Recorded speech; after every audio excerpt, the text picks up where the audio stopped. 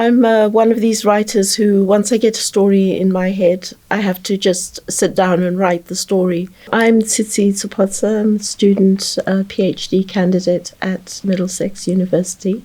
I'm here to talk about my novel Babel, which I started during my MA in creative writing. I think it's a story that needs to be told because I think it's always told from one perspective. It's either from certain communities' perspective, and this tries to bring different communities together. So I thought that was important, and also the idea behind it is the link to the Grenfell fire tower in 2017. So there's quite an important link, and there were quite a few motivations around that. What I noticed when we had news coverage of the fire was that it was also all minority communities, members of minority communities were in the lived in the building, and a lot of them had died, and so that struck me as really quite odd that this fire was there.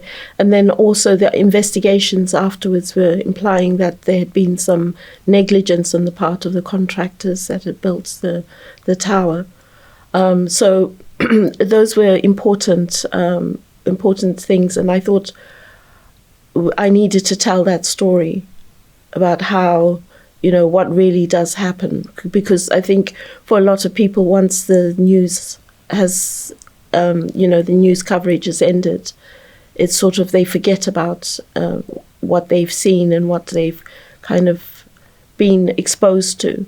And sometimes they don't really understand the dynamics. And I just wanted to look at some of these diverse communities and center them. Because it's actually, if you look at the occupants of the building, they are a sort of a snapshot of London, of how diverse London is, and how you have all these different communities who sometimes live in very close proximity, but don't actually understand each other very well or don't interact in some way. So I wanted to bring them together in a building and show how this is happening across London. I'm one of these writers who, once I get a story in my head, I have to just sit down and write the story and then come back to it and perhaps do research with regards to the details of living conditions or representing different personalities, respectfully and appropriately. So when I had written the story, I then went back and started doing a little bit of research to try and give them authentic voices. And my research, for example, for Luke, it involved sort of looking at young men in I think a lot of young men like football.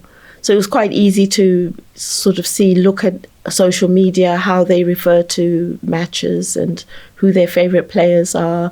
And, also the loyalties. I think sometimes loyalties are divided by geographical regions. So, their favorite team, for example. So I used some of that information to build up a lot of Luke's character.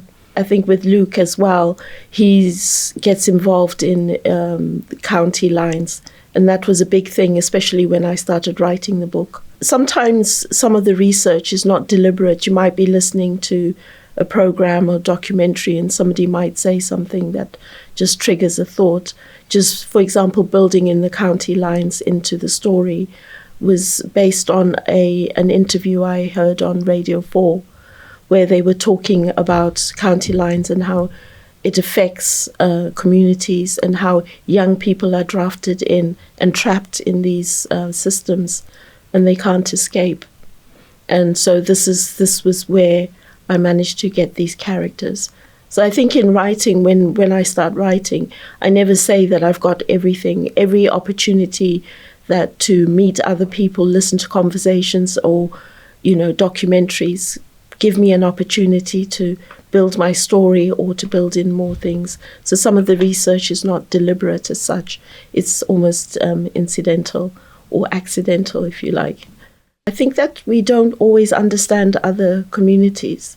We don't understand, for example, there's Betty, the elderly English lady who lives alone in a flat in that block.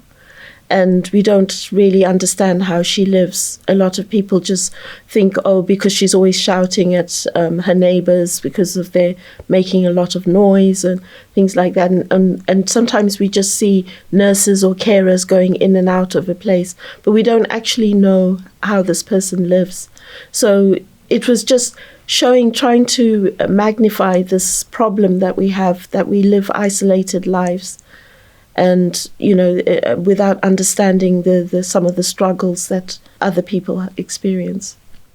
I think there's a lot of representation of real life in these stories. I worked in communities for a very long time, and I've encountered all of these individuals. So although none of these characters are actually based on a single individual, they're a combination of experiences or people that I've met and sort of understanding how they live. So coming from, it's kind of sort of representing meeting people, finding their lifestyles and their struggles, and then representing it in the book. And I think most people will recognize those characters. With migrant communities, there's often clashes between different communities where most people looking from the outside imagine that there's a lot of solidarity and there's unity, and there isn't, because everyone is struggling to be recognized, I think, as individual and as somebody who's contributing to society. So some of that was from my experience. I worked as a nurse for a long time. And some of that was from my experience of different nationalities, that there are always these clashes, and where, so that was inspiration behind Beauty and Abby. I suppose Betty as well. I've met people like Betty as well, and Liam, who appears a bit later in the book. I think it's just the reminder of the fire and how it devastated people's lives. I think that's the important thing. And I think maybe my starting point, really, what inspired me to write the book in the first place, was watching a news reel on the fire, first of all, and how devastating it was. And then secondly, every time there was a death, we'd have these little photographs of individuals who died in the fire. And you suddenly realize that this person is now reduced to a little photograph that's very small on your screen, a couple of centimeters on your screen. And yet they had full lives. They're, individuals that meant something to someone, somewhere. And I wanted to represent those lives and bring them up as, to try and remember them. I didn't know any of them personally, and I think it would have been really insensitive to try and write a story that may or may not represent their lives. And so I decided everything must be completely fiction, but it has to give us a sense of what it's like to live a life in a tower like that, or to live a life where you're marginalized because all of those characters are marginalized in some way. What helps to write a narrative is to understand your characters, really, to understand, have some kind of social understanding of how social structures are, and also how individuals live as well. Once you have an understanding of that, then you are able to be more sensitive to the way you portray the characters, and also, as I said, giving them authentic voice by actually, understanding where they're coming from. And I think I was very deliberate in Luke's chapters to write from the second person, which is not very common.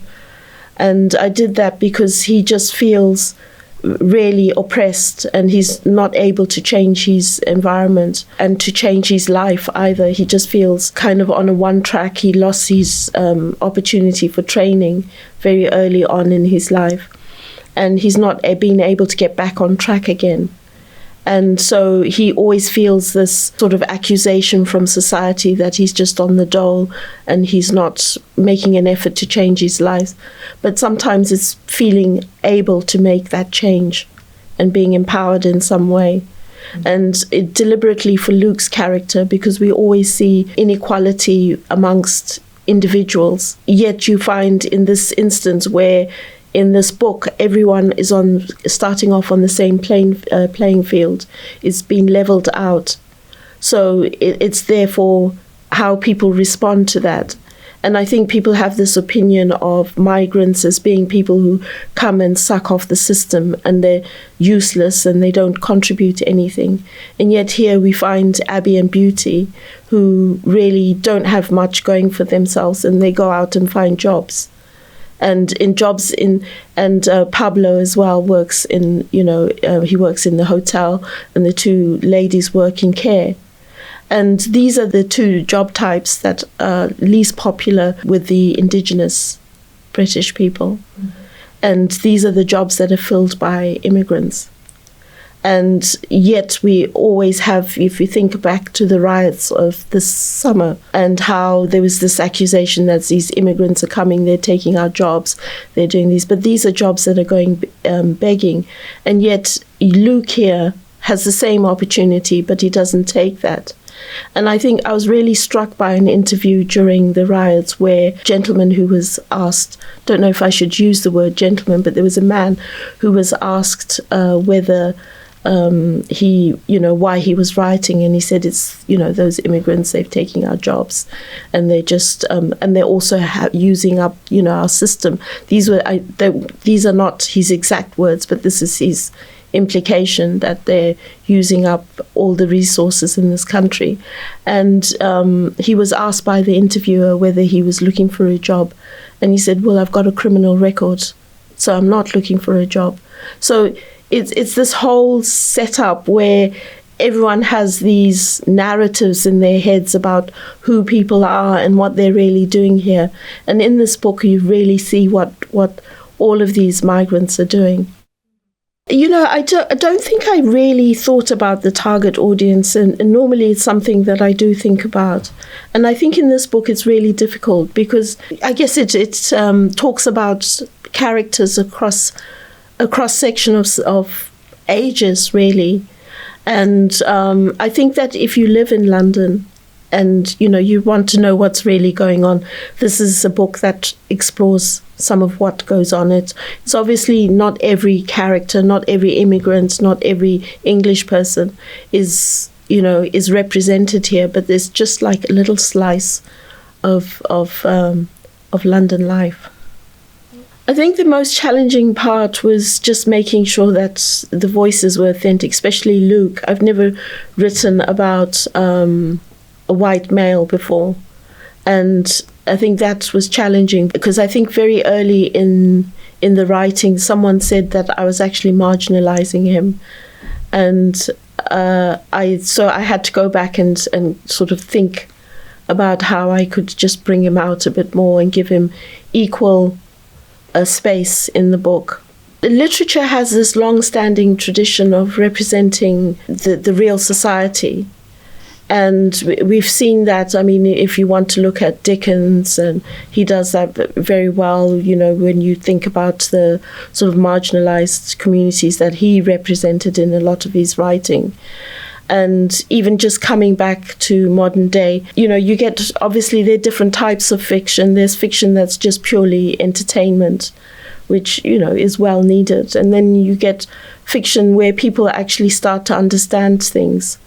And it has, I think it gives people, it opens people's minds and gives them a better understanding of different perspectives. But I think what the struggle sometimes is that because it's fiction, people are not sure if it's true or not. But however, if you think about the way film and literature influence our perception, say, for example, America is very well represented in entertainment. And we have formed our opinions about Americans based on movies and books that we've read.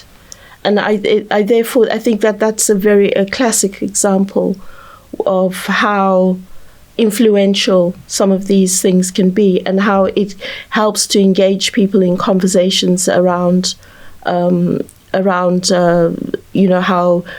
communities are living, or marginalization, or whatever other issues we might want to bring out.